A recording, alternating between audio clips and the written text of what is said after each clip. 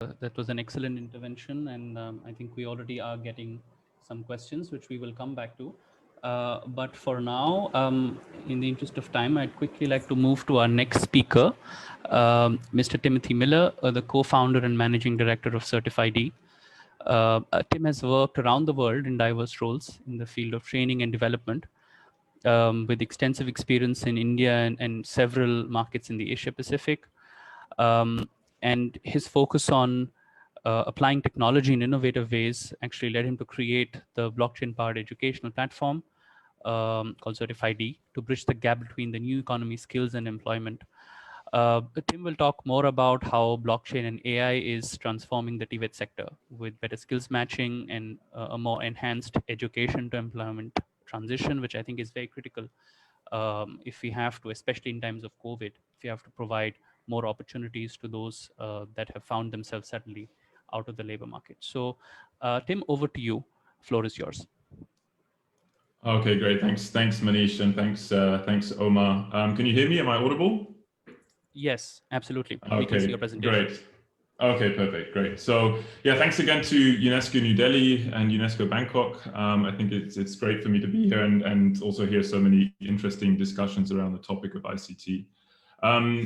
As Manish mentioned, so what I'd like to talk a little bit about today is some of the work that we at Certif-ID are doing to try and solve some of the challenges that are faced by TVET. And I think to start off, again, I think one of the things that is genuinely recognized now is that there is some challenge being posed towards TVET, and particularly the outcomes that TVET delivers. And I'll start the presentation with a little bit of an overview of some of those challenges. And this actually links to a little bit of work to work that we've been doing with UNESCO to create a policy brief, which I'll explain a little bit later. But when you look at challenges around TVET, I think one of the key things that that drives TVET is this interest to drive social mobility, and a lot of the times, because of that driver for social mobility, there's often a disproportionate supply side push. And what I mean by that is that people are being trained, and there's a huge effort to train people and give skills and provide people an opportunity. But while doing that, there's often a significant disconnect with industry. So what you get at the end of that journey is a lot of trained people, but you don't have the industry that's able to or ready to absorb those people into jobs. The second component of challenges related to TVET is that it's very complex. And again, I think this is something that is very much at the forefront when you look at different qualification frameworks, when you look at the way that TVET works. It's much more complex in terms of delivery and assessment than traditional academia, so looking into higher education, for example. And of course, this goes back to the fact that in its nature, training or technical and vocational education is very practical in nature. You need to be able to have hands-on skills to be able to do a trade or deliver a service, which is traditionally difficult to assess. And of course, for that assessment, you need in presence, traditionally a lot of in presence contact. You need equipment, you need tools, which builds cost and complexity to that process. And I think the final part of this challenge, which we see, is also this recognition of qualifications, which of course driven by TVET, which is often a national driver, so national qualification frameworks. There's often a challenge to get that transparency and therefore recognize qualifications from different frameworks around the world, or even state to state in some cases. And this is, at the end of the day, significantly down to a lack of trust and transparency in the vocational training landscape. Briefly looking at the mechanics of TVET, and I think there's, at the end of the day, TVET's goal is to bring equitable economic growth, which drives investment and creates jobs. And at the baseline of this, and the lower part of this chart, it's all of these different components are tremendously good in nature. TVET enables people to earn while you learn, so actively working on a job, gaining skills that are then recognized. Frameworks are driven to level educational outcomes and provide opportunities to go into higher education. There's a tremendous amount of work, as mentioned by the previous speaker, also in recognition of prior learning. So giving people who have had trades and skills passed down from family and generations, where you're able to get formal recognition of your skills, which enable you to progress in the labor market. Micro-credentials and credentialing, which was also discussed in various presentations. And then, of course, the important link to industry. So recognition and drivers by industry that recognize qualifications. And this leads to this overarching picture of accessibility and aspirational career and learning pathways, having much more visibility for recruiters and investors into training and into the recruitment of people, and enables geographic mobility. So enabling people to move for work and be able to fill that skills gap, which we see all over the world, all leading to this equitable economic growth. But what you see in the middle here, this blue component, is all the challenges, which really prevent a lot of the time the results of these great initiatives from coming to reality and reaching fruition. So you're looking at that complexity, the cost of implementing training centers and assessment structures, and again, that lack of transparency and trust. And this is what we're really doing at Certif-ID. And to give you a little bit of an indication of our company and how we are looking to address these challenges, what we have in Certif-ID is two key components of our business. One of which is working with vocational educational institutions to digitize the process of certification. So digitize not only the process of transforming a physical certificate of credential or certificate into a digital, but all the data that's surrounded by that as well. So, what is the course? What are the competencies? What are the skills that an individual has? How did they go through learning? What was the curriculum, etc.? All with the goal at the end of the day of providing much more transparency about a learning journey that an individual has gone through, which again provides that element of trust into the marketplace. And we use blockchain technology, again, linking back, ICT solutions. For us, blockchain technology provides a really interesting component to this, as the fundamentals of blockchain are about trust. So being able to ensure that there is no single point of failure and ensuring that there is a trusted instant verification of authenticity and data within those qualifications. And the second piece of our business links also to the previous discussion, where we support individuals in developing what we call Skill Pass, also a form of skill passport, where you're able as an individual to get a lot of information about your career journey. So how can I progress in my career? You're able to store digital credentials. You're able to record videos and curate interviews and store them as part of a digital profile. And you're able to upload videos and documents that support your abilities and your learning achievements. All of with the goal of ensuring that a recruiter has this visibility and trust to make much faster, much more informed decisions about the type of people that they work with, and also feed that information back into the labor market information that is then provided to an individual. And what we do here, again, I mentioned before, working quite closely with UNESCO, so also working with UNESCO to bring consistent grades. So one of the big components of the platform is cross-border recognition and transparency of qualifications, which then support in building bridges between qualification frameworks and enabling people to get better and more informed decisions about their next steps. So when you look at an individual within Certif-ID, they have a digital wallet, a digital repository of all information and access to information. And I think, again, when you talk about the complexity of TVET, one of the things that needs to be done is to unravel that complexity and provide easy to understand learning journeys and pathways which help people get from one step to the next. And what we do on Certif-ID is provide information to help people explore these pathways, learn the right skills both now and using data and information gathered across multiple different platforms, is provide information on future job requirements. So again, bringing information about the labor market directly into the palm of your hand. Delivering your competencies, again, trusted competencies and qualifications that you're able to achieve and then deliver at the workplace. We have an integrated job platform, so again, enabling someone to have a seamless process of education to growth to employment, and then continuing with that lifelong journey. And for that, we are bringing a tremendous amount of digital content. Also, in the nature of COVID and all the challenges that we have, is bringing digital content as well as connectivity to practical content to that user.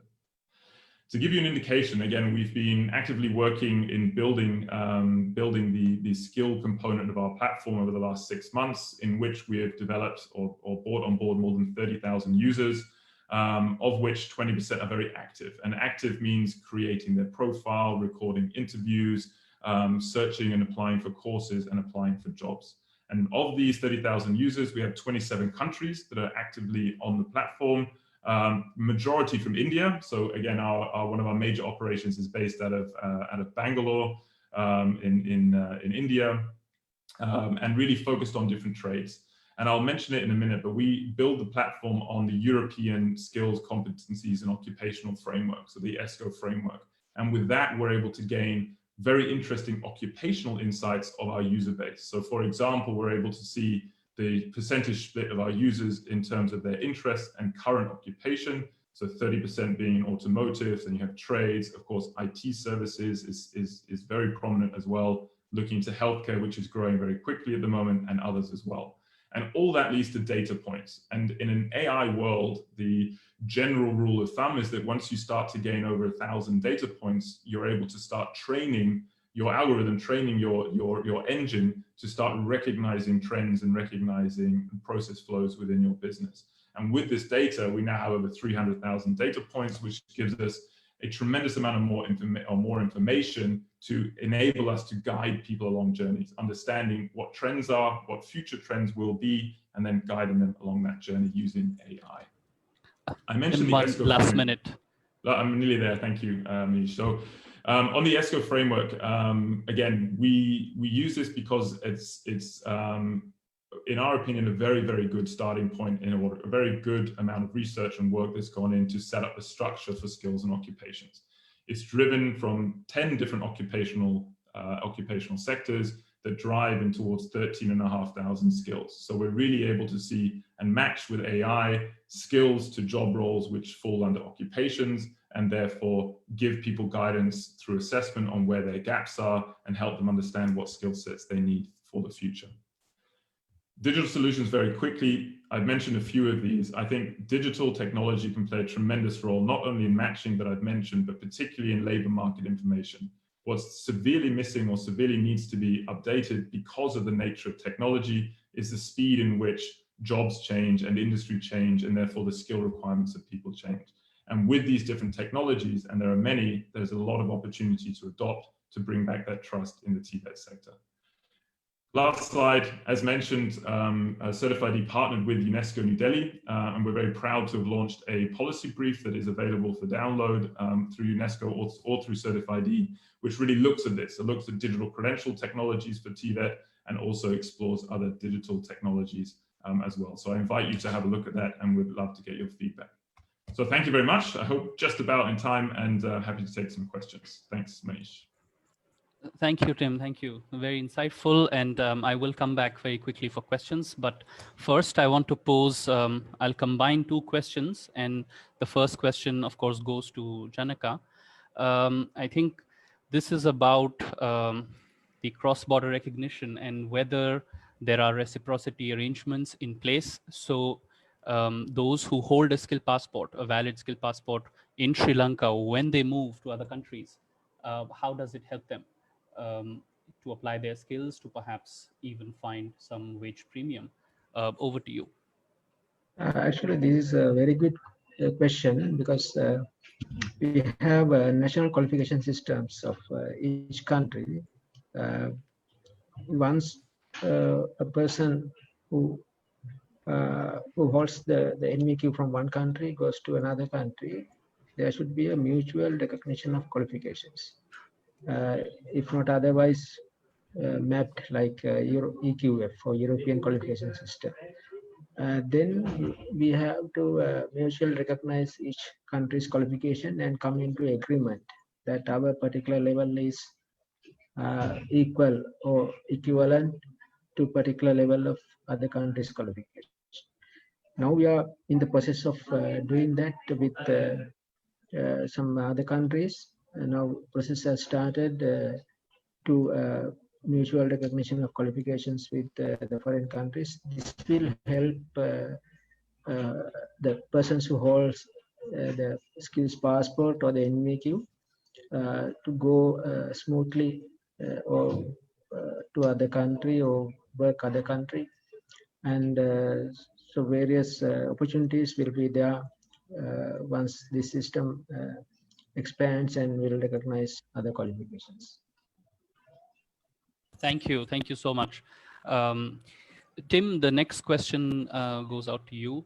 Again, I will try and combine two questions. One, of course, is how AI and blockchain is making TVET more accessible.